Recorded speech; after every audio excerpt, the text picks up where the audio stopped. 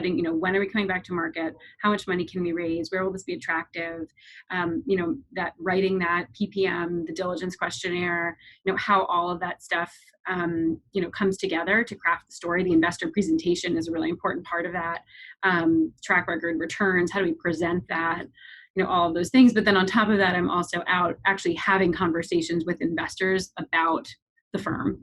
And that's in what context? Like, how are you even arranging these meetings? Like, right. So I'm because it's private. I'm reaching out to, the private equity person at various limited partners around the world and trying to get in front of them to talk to them. Is that just like a database that you guys have built over time in your CRM that you personally are making that outreach, or do you have somebody junior below you helping you make that outreach and then you go do the meeting?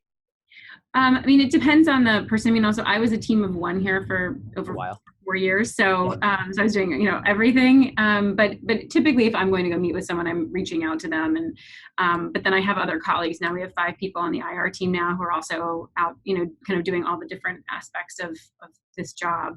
But, when I think about, how do I know who those people are? It's that's kind of part of the special sauce, in terms of figuring out who the right people are to approach. Yeah. You certainly know who all of the big, state pension funds are. It's public information, what they're doing and who they're investing in, and you can find all that information. But what you don't know is what's of interest to them, and what's in their, kind of what are they looking to do? And so I assume there's a lot of proprietary knowledge that's built up over the 7+ years you've been there in terms of like, okay, this person's looking for this type of thing. They said no this time around, but look. Right.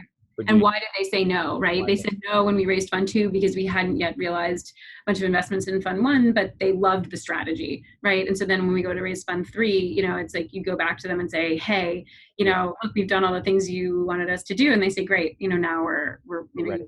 Right.